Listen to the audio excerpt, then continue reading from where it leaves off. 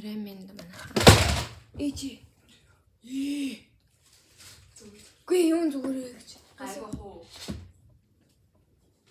Я мухай юмсан. Какоч байлаач. Какосэй арийн нөтүгийг унаа итлээзээ. Хоцч. Энэ бүр амруу юм оруулахаа байсан за. Одоо тэр нэг хоолны таг долоогоо л.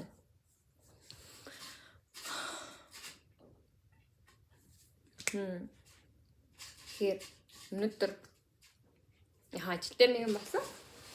Гэтэ тэр яг тийм чухал асуудал биш тий. Тэгээд илүү цаг хийдгэрийг хийсэн. Тэр ч нэг чухал асуудал биш ээ.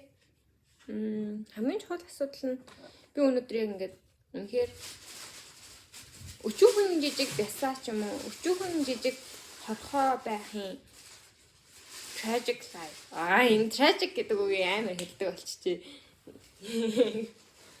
Ямар ч гэсэн өчүүхэн жижиг хорхоо байхын зовлонт амьдрал гэдэг юмны талаар гинт бодлоо. Чи өчүүхэн жижиг хорхоо байх юм бол чиний үзэл бодол, чиний хэлж байгаа үгс хүнд ч хамаагүй хамаатай болж ирэхээр тэр нь яг чи арвалцаж байгаа юм шиг, үзэсгүй муухай байгаа юм шиг байна.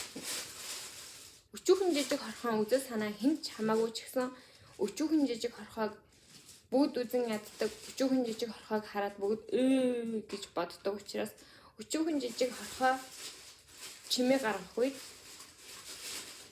хүмүүсийн дотор арцгандаг. Тийм болохоор өчүүхэн жижиг хорхоо чимээ гаргахад хүмүүс дургу байдаг. Гэхдээ өчүүхэн жижиг хорхоо яг тэр өчүүхэн жижиг амьдралтаа амьдрахад төвөгтэй хэцүү бэрхшээлтэй асуудал гарч ирж байгаа учраас чимээ гаргаж байгаа шүү дээ. Түүнээс бол зүгээр л мөрөөрөө навчаа идээд явмаар байна. Гэтэл орчин тойрон маань ийм байна.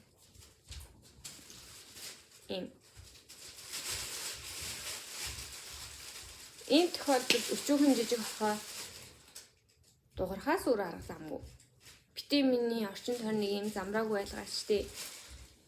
Та гэдгийг хийж байгаа маш жижигхэн алдаачин хүсэл өчүүхэн жижиг хорхоо надад ингээд айгүй том цохилт болж ирдэг юм шүү гэж дуурхаас өөр аргагүй. Гэвч өчүүхэн жижиг хорхон үгийг хинч сонсохгүй. Хинд ч хүртээлтэй биш, хинд ч чухал биш. Өчүүхэн жижиг хорхон гаргаж байгаа санал хаанч хүртээлтэй байхгүй. Хичнээн зөв санаа байсан ч гэсэн хичнээн зөв зүйл ярьж байгаа ч гэсэн тэрийг авч хэлцэх ёсгүй. Яагаад гэвэл тэр тийм ч том асуудал биш учраас. Том асуудал байсан ч гэсэн түүнийг хөндөж байгаа нэг нь өчүүхэн жижиг хорхоо учраас. Хараа эсрэгээрээ хүчтэй нэгний дуу хоолой хүмүүст маш хүн дээр хүрдэг. Хүчтэй нэгэн хүснээр авирдаж болдог. Хүчтэй нэгний амнаас ямар ч увайгүй үгс гарч болно. Гэтэ хүчтэй нэгний тэм увайгүй байлаа гэд хинч буруутахгүй. Яагаад гэвэл тэр хүчтэй учраас. Гэхдээ хүчтэй нэгэн үг хэлхий болчдөг. Яагаад гэвэл хүчтэй болох тусам тэрний хүчтэй нэгнийг зовоог асуудал багасах учраас нөгөө жижигхэн алган чинээ муужгаа арслан хоёр ингээд бэжэлээ гэж бодъё л доо. Жижигхэн алган чинээ муужгаа амьдрахад үнэхээр хэцүү байхын тодорхой байнга сонор сэрэмжтэй байна. Арслан бол яг уу зүйл дотоодын тэмцэл байна. Гэтэ арслан бол арслан шүү дээ. Арсланыг санаа зовхгүй амьдарч болно. Яг уу арслан айлгадаг зүйлс өндөө байгаа ч гэсэн жижигхэн муужгааг айлгадаг зүйлсийг бодоход арслангийн айдаг зүйлс нь илүү цөөхөн. Тэр нь илүү том цар хүрээ нь илүү том асуудал болдог. Арслан тийм учраас жижиг муужгааны зовлон хизээж ойлгохгүй. Тийм учраас хүчтэй нэгэнд өчүүхэн жижиг хорхоог ингээ үнэхээр зовоогоод байгаа асуудал тийм ч том асуудал биш юм шиг санагдана. Гэхдээ тэнд ингээд 1000 хорхоо арвалзаад байгаа тохиолдолд 100 хорхоо арвалзаад байгаа тохиолдолд уулна түүнийг авч хэлцэх ёстой байх л та. Мэдгүй юм да. Тэгээд хүчтэй нэгэн дуурхай болдог. Өчүүхэн жижиг хорхоо хүчтэй болох тусам дуурхай болдог. Энэ яг хамгийн гонигтай. Тэр ингээд өчүүхэн жижиг хорхоо байхдаа яаж зовдөг байснаа мартчихдаг юм шиг байна. Тэгээд эсвэл анхнаасаа маш хүчтэй байсан нэгэн угаасаа өчүүхэн жижиг хорхооны ингээд аруулзаж байгаа бүр ингээд амьд тавиад аруулзаж байгаа тэр аруулзааны шалтгааныг мэдэхгүй шүү дээ. Яагаад ч ойлгохгүй. Тийм болохоор хүчтэй нэгэн дуурдаггүй. Хүчтэй нэгэн хаяа нэг дуурахад тэр маш том цохилт болдог. Гэдгийг би ойлголоо. Тэгээ би зүгээр л үг хэлэх, өөрийн үзэл бодлоо илэрхийлэх, хэн нэгэн хүнийг шүүмжлэх ёстой бол шаардлага тулгарх юм бол хүчтэй л байх ёстой мэн гэдгийг ойлгосон. Мэдээж хүчтэй нэгний танил тал байвал бас зүгээр юм шиг билээ. Тэр гэхдээ надад хамаагүй бас л та. Хүчтэй байснаар л хэн нэгэн миний буюу өчүүхэн жижиг хорхоо миний үгийг сонсно. Тэгэхээр өчүүхэн жижиг хорхоо би хүчтэй нэгэн болох шаардлагатай тулгарч байгаа байхгүй юу? Гэтэ аз болоход алхын чиний муучгай хичээгээд арслан болж чадахгүй ч гэсэн хүний нийгэмд нийгмийн энэ нийгэм дотор өчүүхэн жижиг хорхоо ч гэсэн хүчтэй нэгэн болох боломжтой. Гэтэл бид зүгээр л үг хэлхийн тулд миний ингээд санал ойшоогддог байхын тулд миний санал зөв гэдгээрээ хүлээн зөвшөөрөгдөг байхын тулд буруу ойлгогдохгүй байхын тулд би заавал хүчтэй болох ёстой байгаа нь яг хамгийн юм бохимдмар зүйл байгаа гэх юм уу?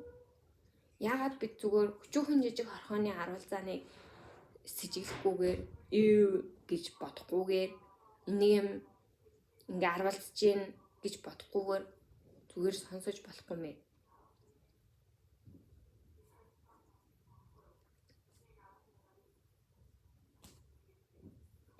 Тэгээд би яг үндэ хүчтэй болмооргүй шүү дээ. Би зүгээр л энгийн сайхан амьдрмаар байна.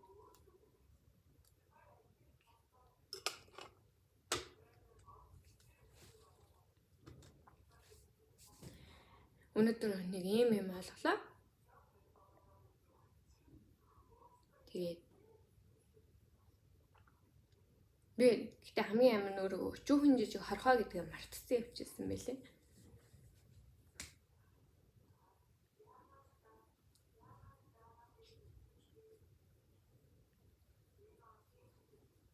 Тэгээд өчүүхэн жижиг хорхоо дуурах үед хүмүүс ойшоохгүй гэдгийг ч ихсэн мартчихсан бэл. Тэгээд би маргааш өглөөгөөс эрэхтэй хорхоо болчихсон байгаасаа гэж хүсэж байна. Магадгүй Григор замдаа унтахынхаа өмнө яг тэгж бодоод өглөө нь хорхоо болсон юм билүү те. Яг юм өчүүхэн жижиг аруулзааны асуудлаас болоод тэгээд өнөөдөр яг хүн болгоны мэддэг юм шиг би ч гэсэн мэддэг байсан юм шиг хүн болгоны анзаархан ч шиг хүн болгоны дотроо мэддэг ч гэсэн яг ингээд тийм шүү дээ гэж боддоггүй. Бодвол ямар ч гэсэн хүн болгоны мэддэг зүйлийг би өнөөдөр гэнт ингэж ухаарлаа. Сонирхолтой л. Өнөөдөр ийм нэгэн зүйлийг ойлгох өдөр байсан. Баяртай. Маргааш имжлэгээр уулзсан.